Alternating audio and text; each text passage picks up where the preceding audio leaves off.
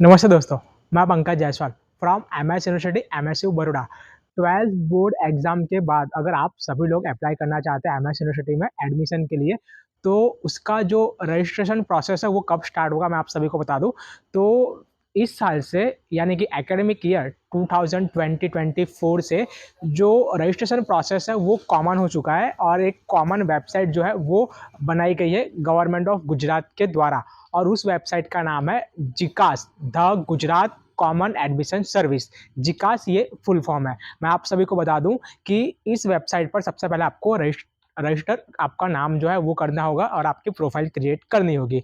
सबसे most important, क्योंकि बहुत सारे जो स्टूडेंट्स हैं वो लोग यूट्यूब के कमेंट बॉक्स में कमेंट करके बोल रहे हैं कि रजिस्ट्रेशन प्रोसेस कब स्टार्ट होगा। तो जैसे ही गुजरात बोर्ड यानी कि 12th बोर्ड गुजरात का जो रिजल्ट है वो डिक्लेयर कर दिया जाएगा, उसके बाद जो रजिस्ट्रेशन प्रोसेस है वो स्टार्ट होगा 2 वीक के लिए। यानी कि आप सभी स्टूडेंट्स बिल्कुल भी कोई चिंता ना करें। अभी आप रजिस्ट्रेशन नहीं करोगे तो इसमें कोई भी चिंता करने की जरूरत नहीं है, क्योंकि जब रजिस्ट्रेशन करने के लिए आप साइबर कैफे में जा रहे हो या घर पर लैपटॉप लेके आप बैठोगे रजिस्ट्रेशन करने, तब वहाँ पर बहुत सारे जो डॉक्यूमेंट्स हैं वो सबमिशन करने होंगे। नेसेसरी डॉक्यूमेंट जैसे कि 12th का बोर्ड का result, school leaving certificate LC, attempt certificate, migration certificate जो सेंट्रल बोर्ड के स्टूडेंट्स को प्रोवाइड किया जाता है, और साथ साथ में 10th की मार्कशीट तो ऑलरेडी आपके पास होगी, आपका आधार कार्ड, ये सब जो डॉक्यूमेंट है नेसेसरी डॉक्यूमेंट है। अगर कोई स्टूडेंट कास्ट कैटेगरी में आता है जैसे कि एससी, एसटी, ओबीसी, ये कास्ट कैटेगरी होती है, तो उन सभी स्टूडेंट्स के पास इसका जो सर्टिफिकेट है वो भी होना चाहिए, तभी उनका जो कास्ट कैटेगरी है वो कंसिडर किया जाएगा और उन सभी को जो बेनिफिट्स हैं वो मिलते हैं एडमिशन के अंदर। क्या बेनिफिट्स हैं और कैसे मिलते हैं तो ये फिलहाल मैं अभी एक्सप्लेन नहीं करूंगा, जब एडमिशन प्रोसेस स्टार्ट होगा तब मैं एक्सप्लेन करूंगा। लेकिन फिलहाल ये जो भी कास्ट कैटेगरी के स्टूडेंट्स हैं उन सभी को मैं बता दूं कि आप सभी लोग आपका जो कास्ट कैटेगरी का सर्टिफिकेट है वो आप बनवा ले अगर आपके पास ना हो तो, क्योंकि कास्ट कैटेगरी का सर्टिफिकेट एवरी 3 ईयर यानी कि 3 साल में रिन्यू कराना होता है। तो आप खास करके वो एक बार चेक कर लेना। एडवोकेट या फिर लॉयर जो आपके कांटेक्ट में हो एक बार उससे आप पूछ लेना, उसकी एडवाइस ले लेना, क्योंकि ये बहुत ही ज़रूरी है। हर एक 3 साल के अंदर जो कास्ट सर्टिफिकेट है वो रिन्यू होता है, तो वो आप करवा लेना। और आपके जो पापा का इनकम सर्टिफिकेट है जो कास्ट कैटेगरी के स्टूडेंट है उनके लिए इन्फॉर्मेशन है, आप वो भी बनवा लेना जब तक रजिस्ट्रेशन प्रोसेस स्टार्ट नहीं हो रहा है तब तक। फिलहाल तो अभी 1 मंथ जैसा टाइम है रजिस्ट्रेशन प्रोसेस स्टार्ट होने में।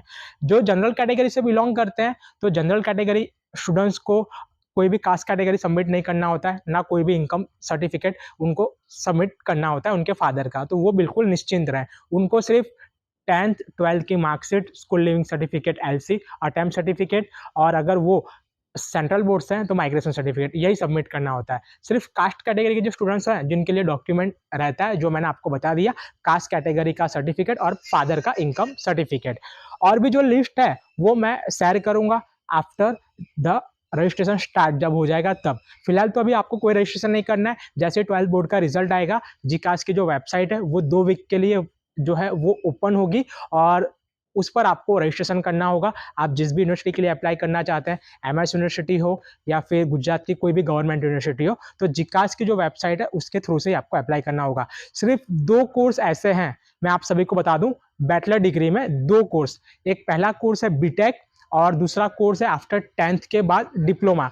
ये 2 कोर्स के लिए आपको एसीपीसी वेबसाइट के थ्रू अप्लाई करना होगा। बीटेक के कोर्स के लिए अगला आप अप्लाई करना चाहते हो तो उसकी वेबसाइट है admission committee for professional course ACPC.